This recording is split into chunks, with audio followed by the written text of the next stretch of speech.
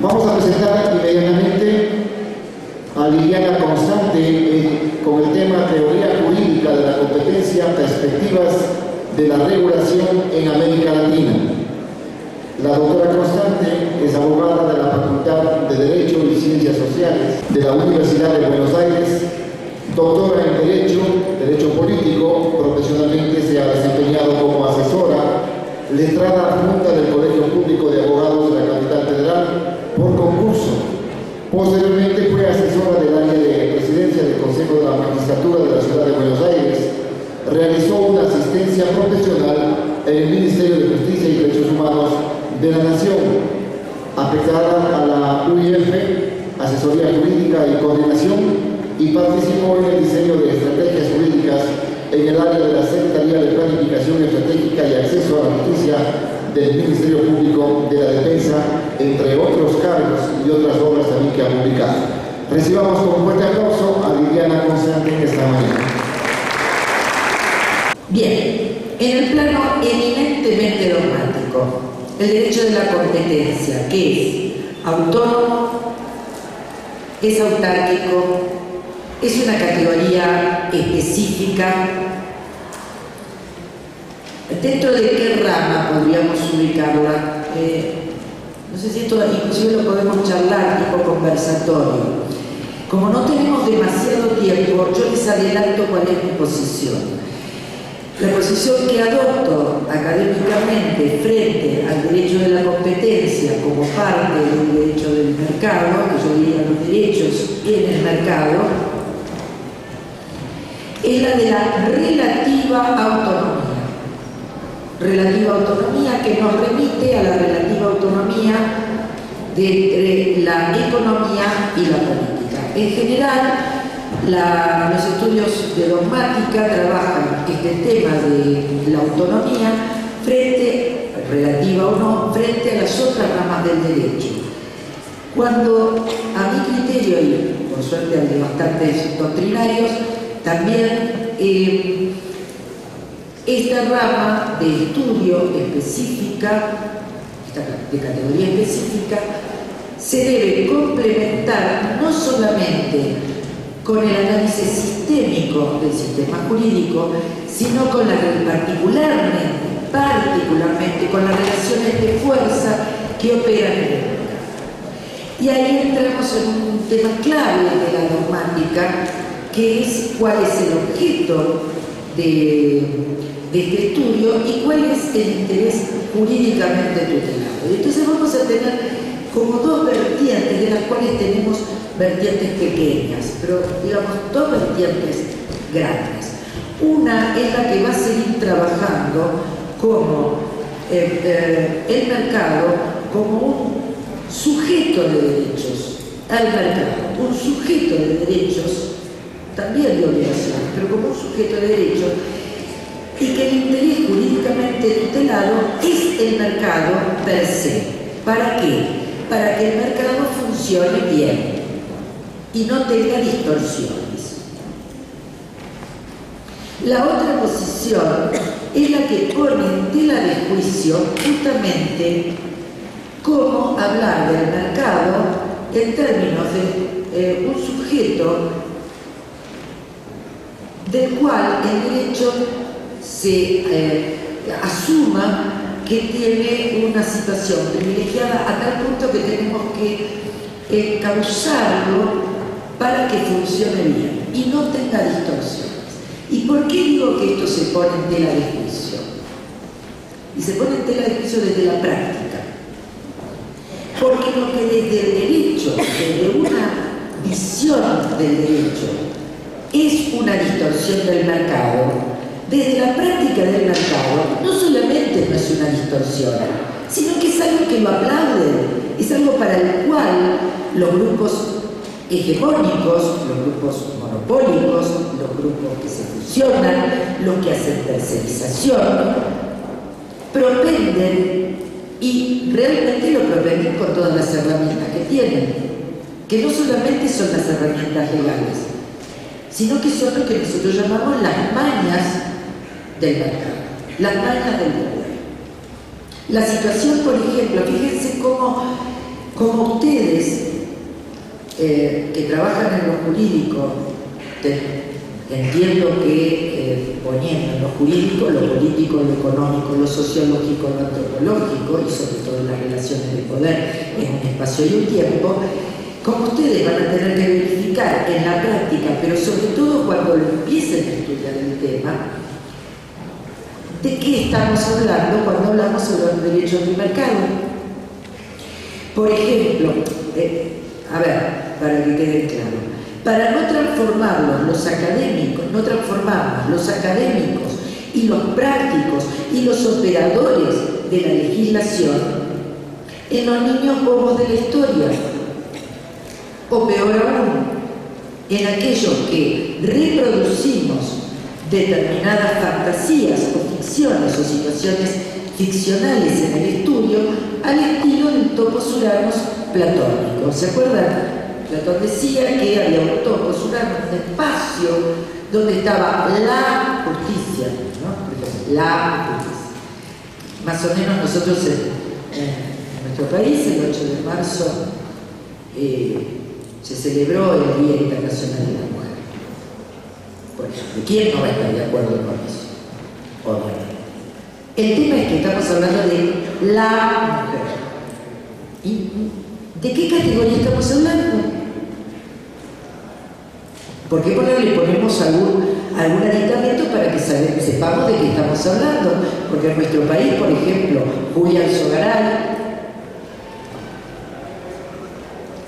era mujer, sigue siéndolo, y llevó adelante prácticas y políticas económicas que llevaron a nuestros pueblos al desempleo, al hambre. Entonces, con el mercado, con el mercado como objeto, pasa lo mismo. Y algo que parece baladí y hasta aburrido, decir, y vamos a trabajar sobre qué es el mercado, y sí, porque si no, no sabemos qué estamos regulando. El mercado existe, el mercado es una práctica, es un espacio donde van, ¿se acuerdan que decían en 1800? Donde van las mercaderías, no van solas, van personas. Estamos involucrados en el mercado.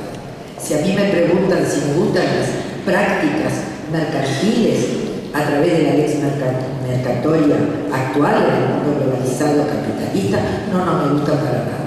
No me gustan las prácticas comerciales y no me gusta un mercado donde para que yo tenga determinados bienes tiene que haber millones de personas que no lo tengan. Entonces, ahí comenzamos a tener problemas con el objeto de estudio y con la práctica del objeto de estudio. ¿Por qué? Porque determinadas políticas que tiene que llevar adelante el Estado, como por ejemplo, que tiene que llevar adelante desde su posición epistemológica, desde otra posición no la tendría que llevar adelante. Por ejemplo, los subsidios, las políticas económicas que equiparen determinados sectores que han sido postergados, implican un nivel de intervención en el mercado que justamente determinados operadores con fuerza política desde el comienzo de nuestras democracias liberales burguesas, van a pensar que son distorsiones y pueden demostrar analíticamente y numerológicamente, o sea, como nosotros decimos, econométricamente, pueden demostrar que eso es una distorsión que percude la igualdad o la libre competencia, y desde otra posición epistémica no es así. Por eso también está el tema de la metodología para el estudio de este derecho de la competencia. Y ahí están particularmente involucrados los centros de estudios académicos, las universidades, las facultades de jurisprudencia, las currículas, cómo ubican el estudio del derecho de la competencia. Yo soy docente de teoría del Estado, por ejemplo, y en la Facultad de Derecho y en general en el target de los abogados con los cuales yo me manejo, en general hay como una idea que ronda lo académico, de que los que hacemos teoría del Estado somos aquellos abogados que no sabemos derecho. No sé si pasa por acá. Y resulta que en teoría del Estado, más allá de que haya docentes que no sepan derecho y hagan teoría del Estado, eso es una distorsión de ese mercado, ¿no? También. Teoría del Estado es la teorización de la práctica del Estado. Entonces un docente de teoría del Estado no podemos saber qué está pasando en el Estado. Bien, volvemos al tema, ¿cuál es el bien jurídicamente protegido? Por ejemplo, cuando trabajamos, tomamos los lineamientos desde la doctrina norteamericana, tomamos los lineamientos que lleva, por ejemplo, el artículo 7 de la ley Clayton, que plantea la prohibición de fusiones, si de esa fusión puede remitirse como producto una distorsión o un perjuicio del mercado. Volvemos al tema, ¿cuál es el interés jurídicamente protegido? Si nosotros podemos trabajar en la práctica cuál es el interés jurídicamente protegido en este área, nos vamos a dar cuenta que determinados reclamos de transparencia al trabajo del Estado en la regulación y prevención se pueden responder tranquilamente. Ejemplo, ¿cómo va el Estado, concretamente a través de sus organismos de control creados, cómo va a explicar y a socializar el barrido que se haga para una posible acción concreta, si de esa socialización, de esa información, la respuesta que va a tener los operadores del mercado va a ser una retracción o una respuesta mucho más grave?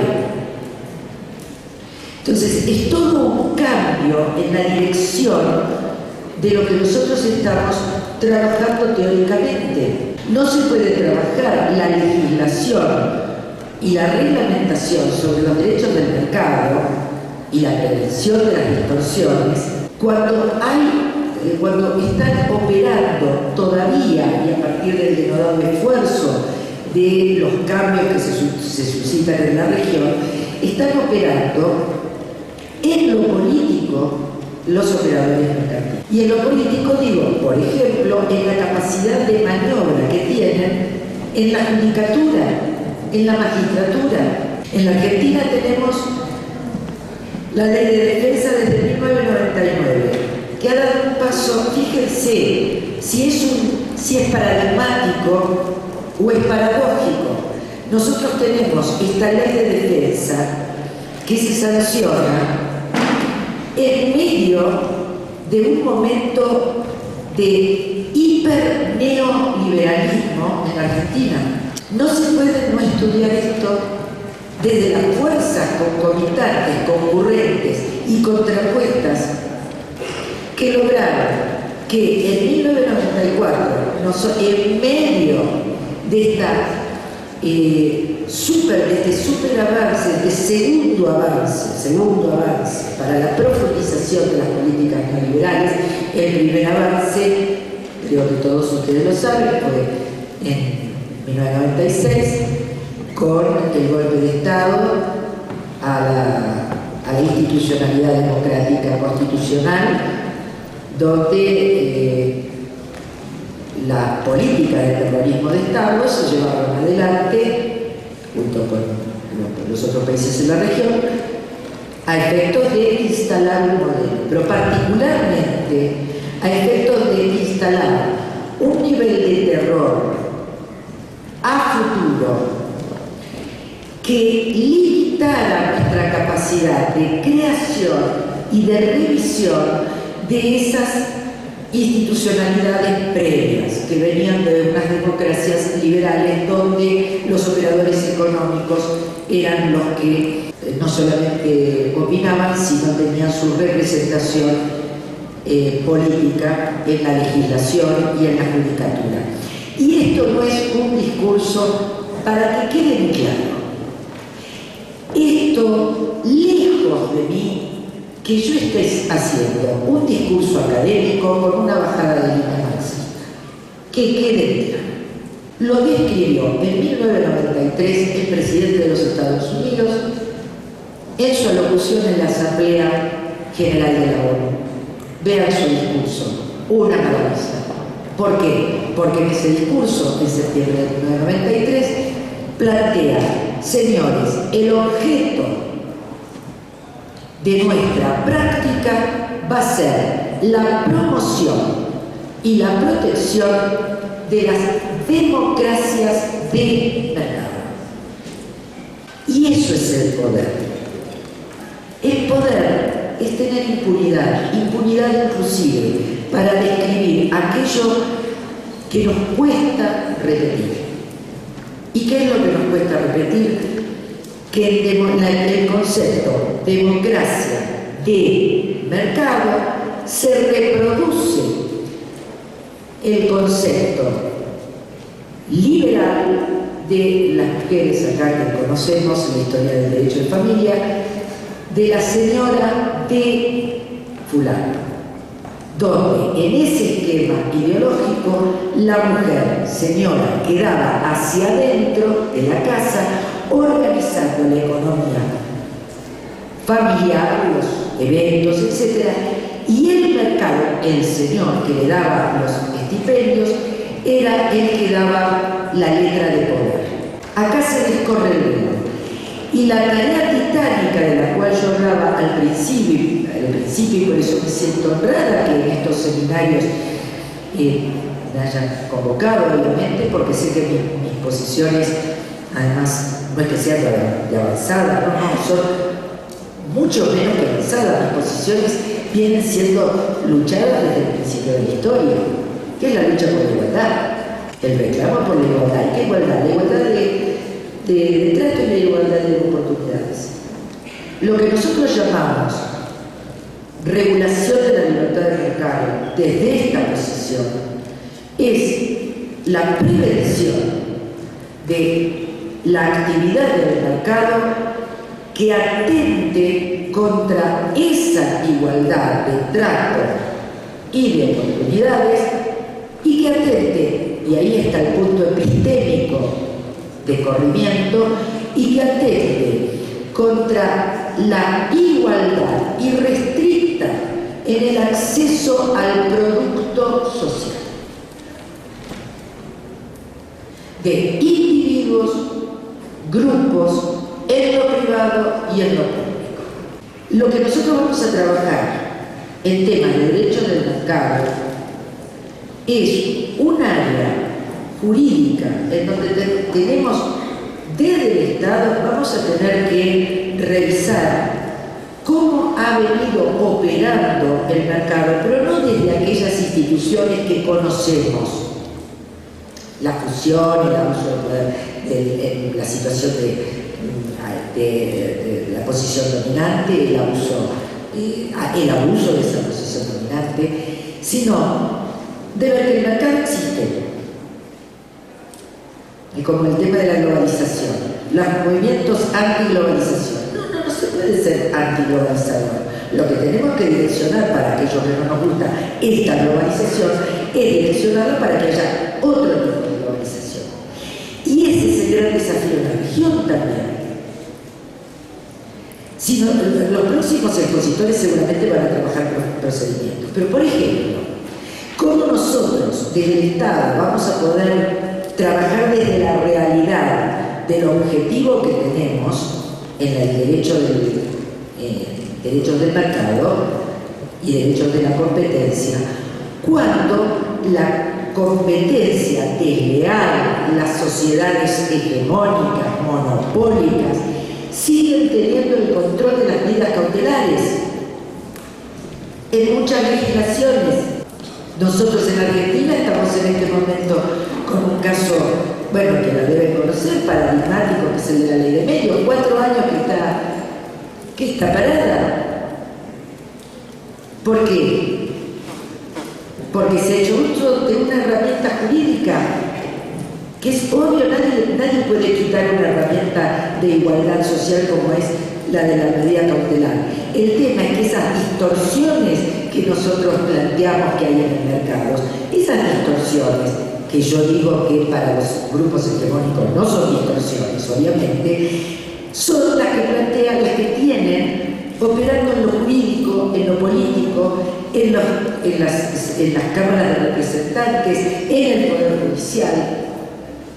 O sea, acá estamos hablando de fuerzas que o se adaptan o no se adaptan y entonces se contraponen. Recién el expositor anterior hablaba del equilibrio.